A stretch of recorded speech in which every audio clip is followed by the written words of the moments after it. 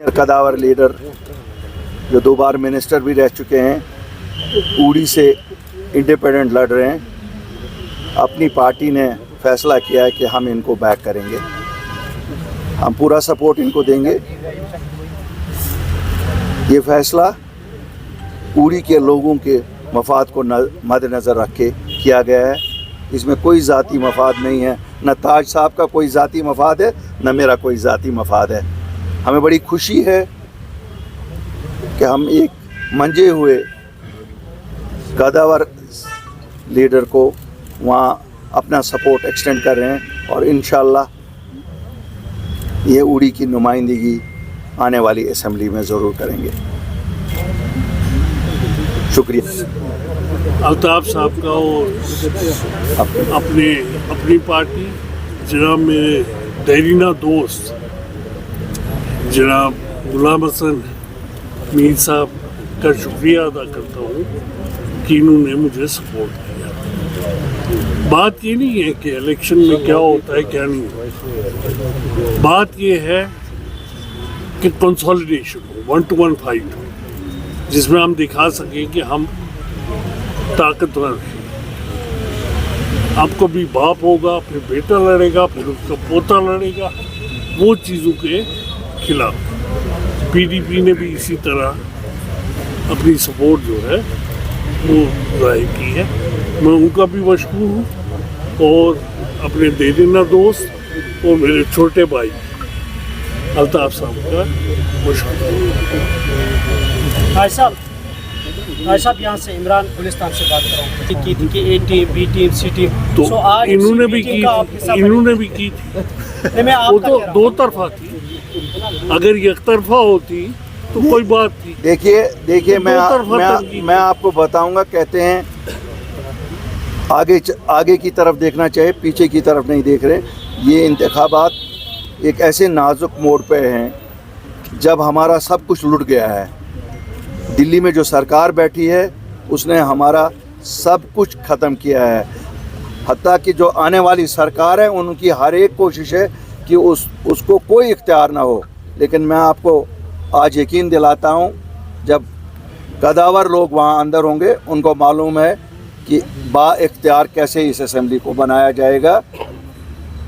उनके चाहने से ही सब कुछ नहीं होगा, ये लोगों का मैंडेट होगा और लोगों के मैंडेट की कदर करनी पड़ेगी सबको। महबूबा मुफ्ती ने आज प्रेस कॉन्फ्रेंस करके एक बड़ा आरोप ये लगाया कि बीजेपी की प्रॉक्सी पार्टी अपनी पार्टी को छोड़ के अब बीजेपी की प्रॉक्सी पार्टी एआईपी बन गई है।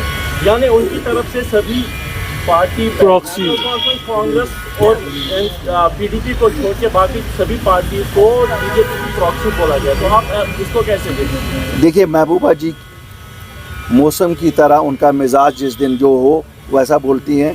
तकरीबन मुझे लगता है, मेरे ख्याल में अगर उन पे छोड़ा जाए तो वो शायद कल कहेंगी कि पीडीपी भी प्रॉक्सी पार्टी है। कोई भरोसा नहीं है, वो अपनी जमात का भी एलानिया तौर कहेंगे, क्योंकि वो हैं, कह भी सकती हैं। वो तो गोद में बीजेपी की पली, ऐसा तो है नहीं, वो तो उनकी गोद में पली। और जो चीफ मिनिस्टरशिप का पेंशन ले रही हैं उसमें हिस्सा 50% तो बीजेपी का ही था। इसलिए बातें अब मैं आरोप नहीं लगाना चाहता हूँ, क्यों हम इस इलेक्शन को मज़ेदार बनाना चाहते हैं, हम इसको ऐसा कड़वाहट नहीं लाना चाहते हैं। आप देख रहे हैं किसी की तरफ से कोई कड़वाहट के बयान नहीं हो रहे हैं। मेरी सबको गुजारिश है लोगों की खिदमत में लगे। ये ABCDE की कोई बात जब चलेगी तो ए फिर नेशनल कॉन्फ्रेंस से शुरू करिए, तो फिर A+ महबूबा जी हैं और हम सब A- में आएंगे। तो इसलिए आरोप लगाने बड़े नहीं करेगी और लेकिन हमने कहा कि हम आज़ाद हो, हमने कहा हम आज़ाद, मैंने कहा हमने ये आप मेरा सवाल आप मेरा जवाब सुन लीजिए। हम जहाँ पे हमें लगेगा इंडिपेंडेंट कैंडिडेट्स अच्छे हैं और कंसोलिडेशन से चांस बनेगा कि सीटें जीती जा सकेंगी, हम करेंगे, कर रहे हैं। करते रहेंगे। मैंने कल भी स्टेटमेंट दिया कि हम कर रहे हैं, और मुझसे पूछा गया किनको कर रहे हैं, मैंने कहा कल प्रेस कॉन्फ्रेंस करेंगे, मैं आपको बताऊंगा किनको कर रहा हूँ। ये तो कंसोलिडेशन तो ज़रूरी है, आपको पता है हर एक चीज़ में कंसोलिडेशन की ज़रूरत है। इस बार आज़ाद उम्मीदवार हो सकते हैं, वो बहुत हम खिदमतगार हैं, हमें जो कहेंगे वो रोल करेंगे, हम खिदमतगार हैं। आज़ाद उम्मीदवार हम किंग हमारे पास शब्द में ही नहीं है। नहीं, मुझे नहीं लगता, सब खिदमतगार के लिए निकले हैं। आज कोई किंगडम नहीं ढूंढ रहा, आज सब ढूंढ रहे हैं कि लोगों को अवामी हुकूमत मिले, कोई भी नहीं। Did you contact Rahul Gandhi after you left Not at all. Ghulam Nabi Azad Sahab? No, not at all. Was there any effort from the Congress to reach out? No. There were rumors that you were convincing them, Azad Sahab, also to come back. No, not at all. There are false. Aftab साहब, मुंतज़िर मईद जो आपका candidate है, मुंतज़िर मईदीन, खबर आ रही है, हवाई खबरें है अभी के विड्रॉ कर दिया है उन्होंने अपना नॉमिनेशन। कंसोलिडेशन के लिए ओके, बिल्कुल यहीं है, यहीं है कंसोलिडेशन के लिए। हर एक जगह कंसोलिडेट, जो भी अपनी पार्टी की मूव है कंसोलिडेशन के लिए है। साहब, मेरा एक सवाल है, क्योंकि काफ़ी ज़्यादा यहाँ पर अगर देखेंगे कश्मीर में इस तरह की सिचुएशन बनी हुई है, एक को छोड़ दूसरी पार्टी ज्वाइन की जा रही है, जबकि जो पॉलिटिशियंस है they have lost their credibility, और उसमें आज के दौर में इतने पार्टीज़ और जो इंडिपेंडेंट कैंडिडेट्स हैं वो यहाँ पर जमा हो रहे हैं। क्या आपको लगता है कि ये असेंबली को हंग करने और यहाँ पर वोट शेयर के बारे में देखिए, माहौल मैं आपसे कहूँ, मैं इस पर कमेंट नहीं करूँगा, मैं इस पे कमेंट नहीं करूँगा, क्योंकि आप ऐसे कमेंट से सिर्फ तलखी पैदा करेंगे और कुछ नहीं। आपको जो सोचना है आप सोच लीजिए। जरा इसमें मैं ऐड एक बात करना चाहता हूँ, ये हमारे मीडिया लोग क्यों कहते हैं कि यहाँ इंडिपेंडेंस न हो जाए? ये कहाँ पर इंडिपेंडेंस की तादाद नहीं है? यहाँ हर एक चीज़ को शक की नज़र से क्यों देखा जाता है? ये आदत क्या हमारी होगी? इंक्लूसिवनेस, पार्टिसिपेशन हर इलेक्शन की शान को बढ़ा देता है। Why we are not encouraging it? Why we are making such a thing? We make things special. कोई शायद कुछ बात है, शायद कुछ बात, शक का माहौल आप लोग पैदा कर रहे हैं। वरना जितने लोग मैदान में आए, it is always encouraging and people should come, they should participate in the elections. वो ज़माना गया जब कुछ लोग मैनेज करते थे इलेक्शन, बाकियों को इलेक्शन में आने नहीं देते थे। अब ऐसा मौसम आया है, हर कोई अपने आप को इलेक्शन में पेश करना चाहता है, इससे किसी को तकलीफ नहीं होनी चाहिए, प्लीज़।